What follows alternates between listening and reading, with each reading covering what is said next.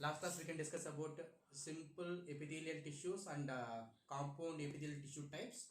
Today we can discuss about glandular epithelium.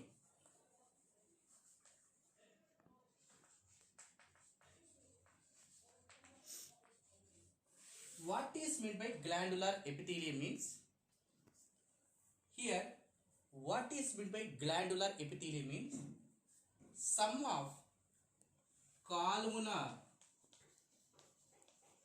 or cuboidal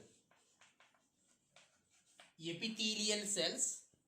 It can secrete some chemical substances.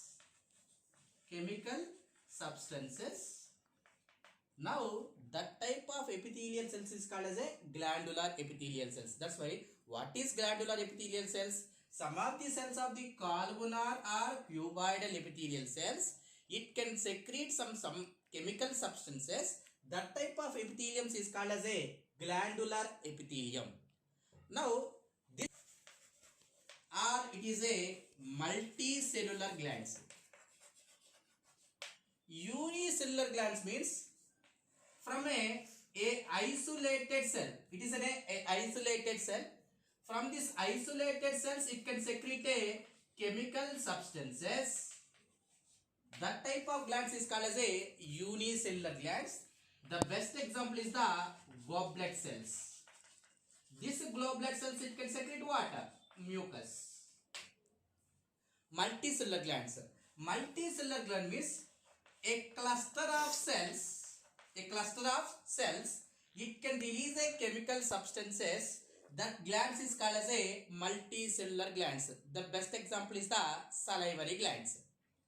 Here, based upon their pouring, based upon the releasing of the chemical substances, this multicellular glands can be classified into two types. One is the exocrine glands.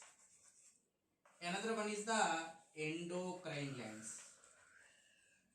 See, exocrine glands, I can write here, exocrine glands are the duct glands. Exocrine glands are the duct glands. It can release a chemical substances. That chemical substances, it can be stored in the duct region. Yet what time is needed to the body, from this duct it can release that chemical substances. Now that type of glands is called as a exocrine glands. Endocrine glands. Endocrine glands are the ductless glands. There is no duct. If there is no duct means there is no storage of that chemical substances. It can be released into the bloodstream and acts on the organ. Now that type of glands is called as a endocrine glands. Now exocrine glands, endocrine glands. Exocrine glands having a duct glands. This one is the ductless glands. From the exocrine glands, what are the chemical substances it releases? It can release wax. It can release the saliva and digestive enzymes and some cell products. This all chemical substances is released from which type of gland? Exocrine glands, and it is the duct glands. Endocrine glands is the ductless glands. It can release a chemical substances. That chemical substances is called as a hormones. Hormones, they not able to store in the duct. Why? Because it is the ductless one. It is directly released into the bloodstream and acts on target tissue and target organ. Now that type of glands is called as a endocrine glands. Now exocrine glands is different types based upon their releasing of the chemical substances. Here In exocrine glands, first one is the merocrine glands. Second one is the apocrine glands. Third one is the holocrine glands. Now, first I can come to the point that is merocrine glands.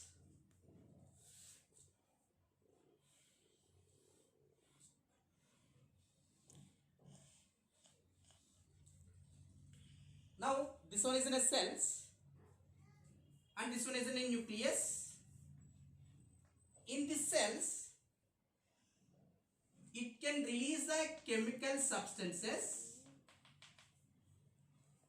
These chemical substances releases from the cell without disintegrating of cell substances. Without disintegrating of cell substances. Now that type of glands is called as a merocrine glands. The best example is the pancreatical ducts. Pancreatical ducts. That's why what is merocrine gland means, from the cell it can release a chemical substances.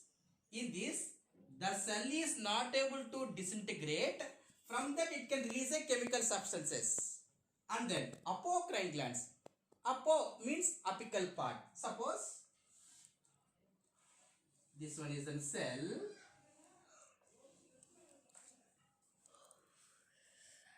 In apical part, they having a chemical substances. This apical part is pinched off, separated, pinched off, and release a chemical substances. Now that type of glands is called as a apocrine glands. The best example is the mammary glands. That's why in breast region they having a mammary glands. This mammary glands is pinched off and the milk is producing out. Now the type of glands is called as a apocrine glands. Best example is the mammary gland. Holo indicates totally. Here this one is the cell.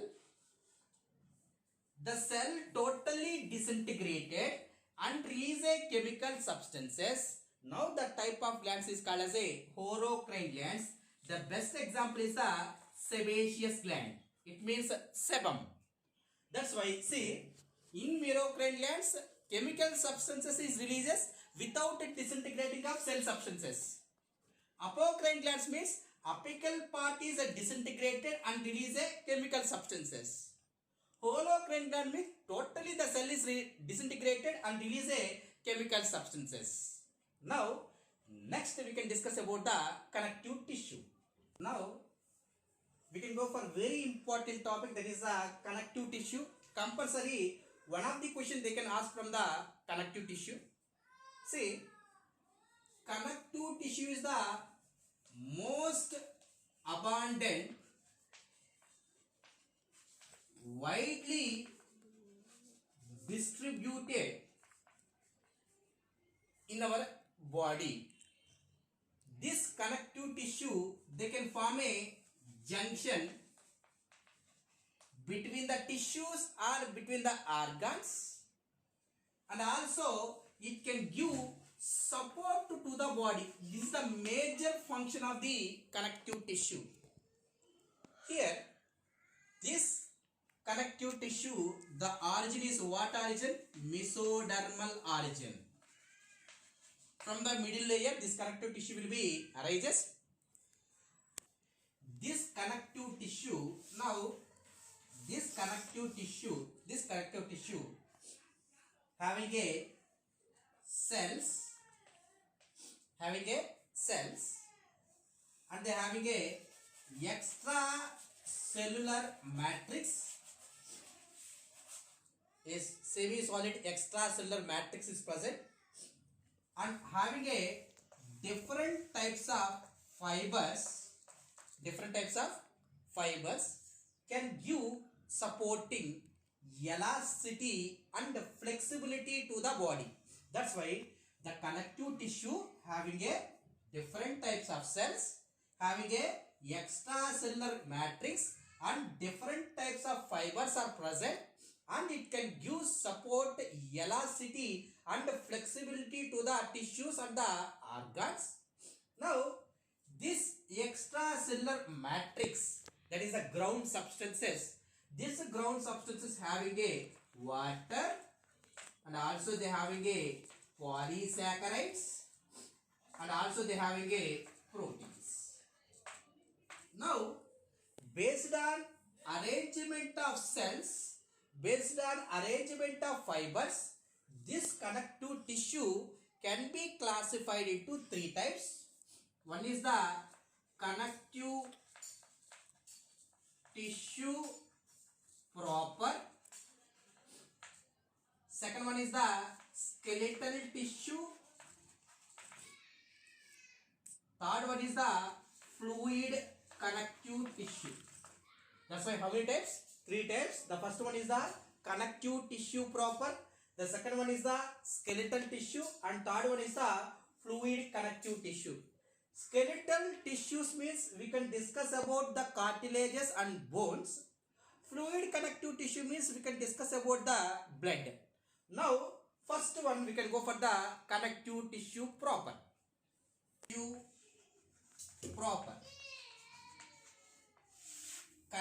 Connective tissue proper. Again, it is two types.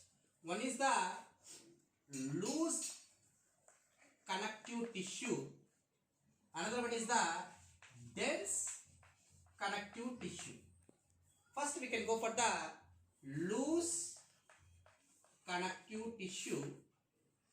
In loose connective tissue, the cells and fibers are loosely arranged in the matrix. Now, cells and fibers are loosely arranged in the matrix. This character indicates the loose connective tissue. In this loose connective tissue, they having a areolar tissue,